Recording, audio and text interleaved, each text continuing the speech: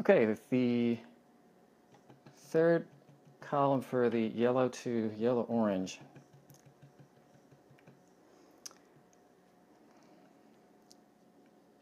As you can tell, this is going from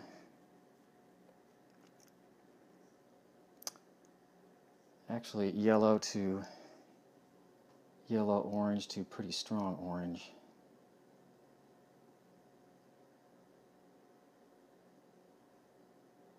That never mind. Let's see. Once again, I'm basically covering that first shape. I'm going to transition to a little bit of a more yellowy orange as I continue down, defining this rectangular shape with colored water in a fashion that the water is distributed evenly, relatively even across the entire shape. And if it's not that even, I'll do what I can to even it out.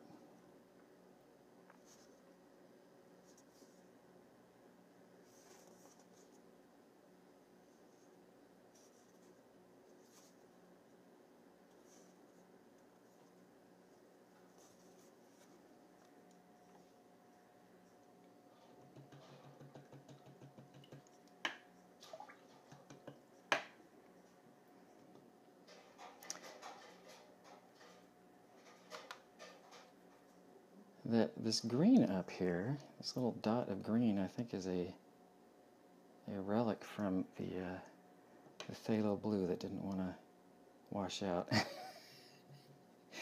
In fact, there may be even more on this brush. This is getting me closer and closer to looking for a different phthalo blue, which really bums me out because it's such a pretty color. But I'm finding more and more just how dang hard it is to wash out of your brush and keep showing up where I don't want it to show up.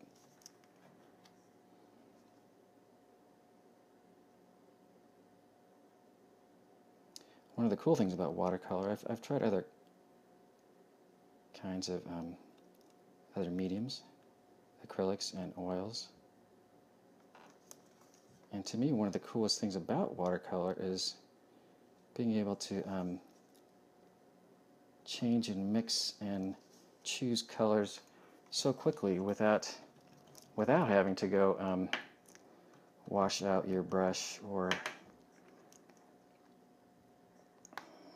soaping it down, etc., drying it out, dipping it in solvent,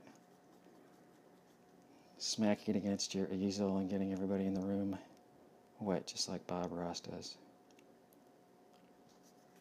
I miss Bob.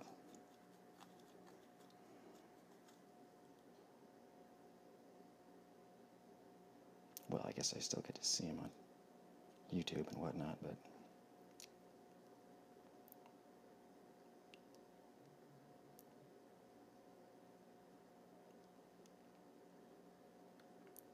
go check out a video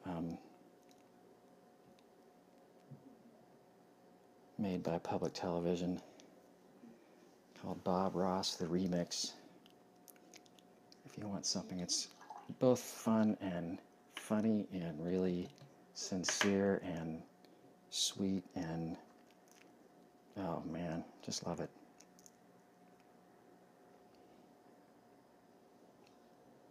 It occurs to me I'm starting to sound like Bob.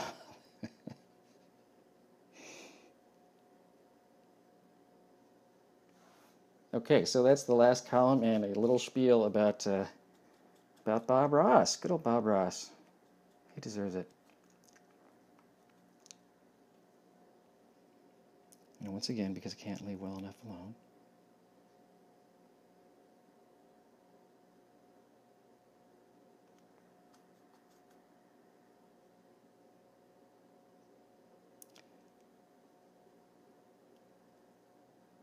So now I've made, it's a reddish orange down here, obviously. Maybe not obviously. But yeah, so we've gone from a yellow to an orangey yellow to a yellowy orange to an orange and somewhere in there, and then eventually down to this pretty strong, just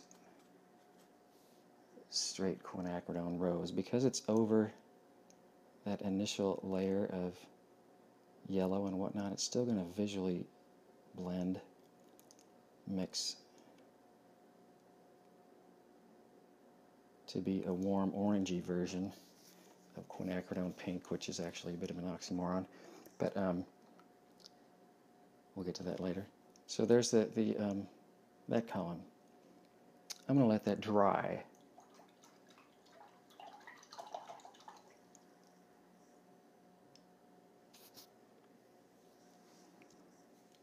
Maybe I'll show you how I dry it.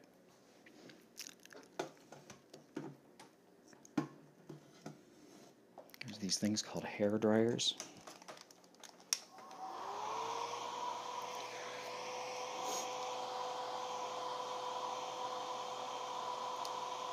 When I am drying something with a hair dryer, I make sure I start off very low strength.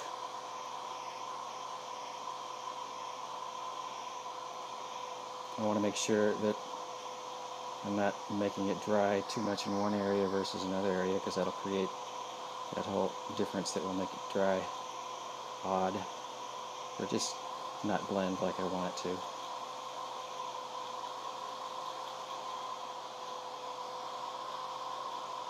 And I don't want to, especially if I have something that's too wet, a spot that's too wet, I don't want to get up really close and move it around like the, like a ink and blowing through a straw technique. Unless you want that, then, by all means. Let's see. I think that's dry enough so that I can go into this final blend here, two color of quinacridone rose and the phthalo blue. Let's clean you out.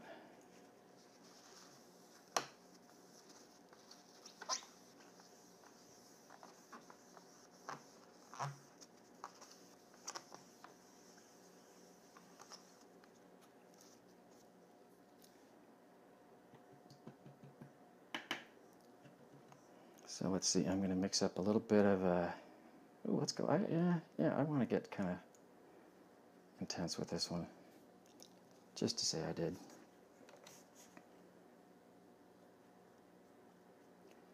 So that's a decently medium strong mix of quinacridone rose,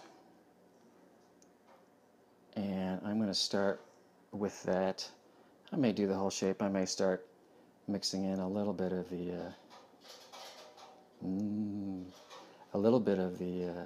blue. But this, actually, no, I won't. I'll start, but with just the quinacridone rose to once again sort of, maybe not once again, but to be an example of what just a straight glaze of one color over a shape can do. So if I let that dry, that's what I would call just a one color glaze, and maybe that's exactly what I would want, and it happens to not be. I still want to bring in some more of that blue and get a really intense, strong violet, grayed out violet, if you haven't already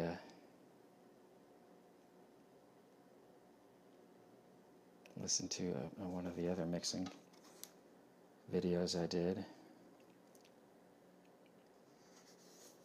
So that's pretty strong, isn't it? Oh man, you just ruined it, Farron.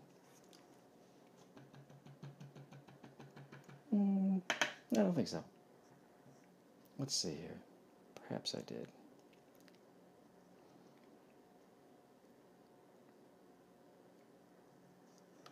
So I want that to move around a little bit more than it's wanting to. So I'm going to bring back some more red and drop it in to the upper left corner.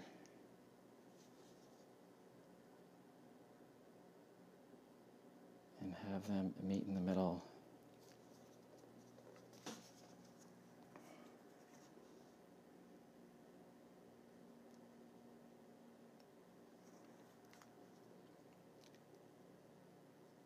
If you are new at this,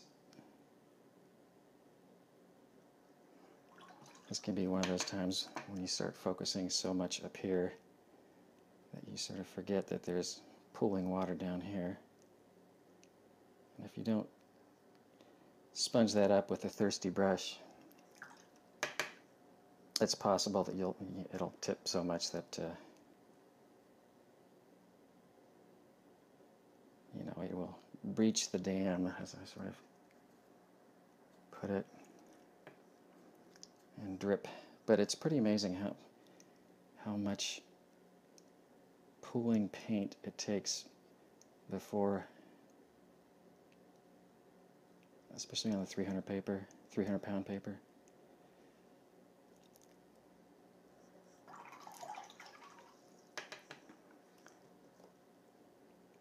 Before that pooling paint right there will literally start dripping down. And if it does that, yeah, it's kind of annoying.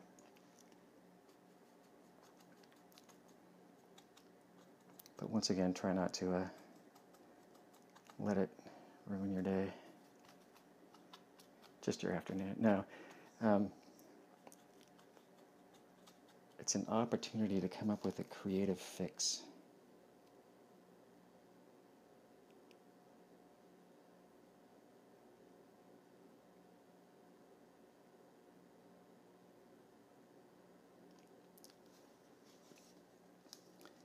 So yeah, that violet was the grayed down violet was, sort of taking over that shape.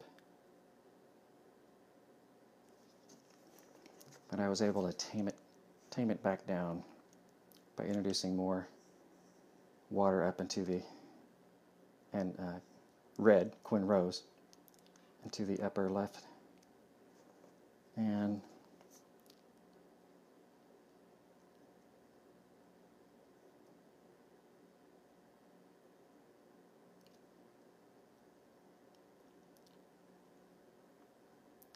you get enough layers of dark color. I don't know if you remember, but before, when I redefined that shape, it was sort of obvious that the first layer hadn't come all the way down, but now it's dark enough and enough layers on it to where, even though it's transparent watercolor, it's so subtle that it's really not going to show through.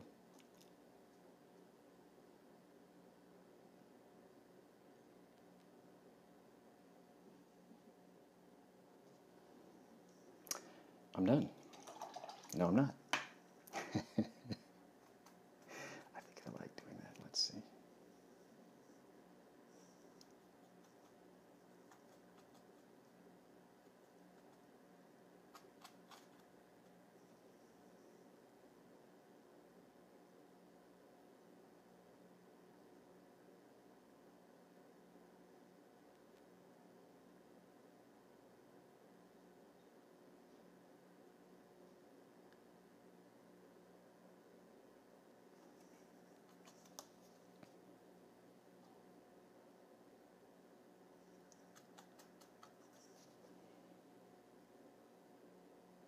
It's kind of amazing how much pigment you can keep dropping into 300-pound watercolor paper, and it'll keep soaking it up.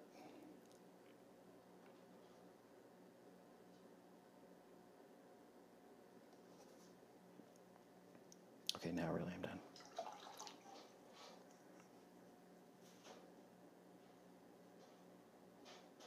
Give it a try.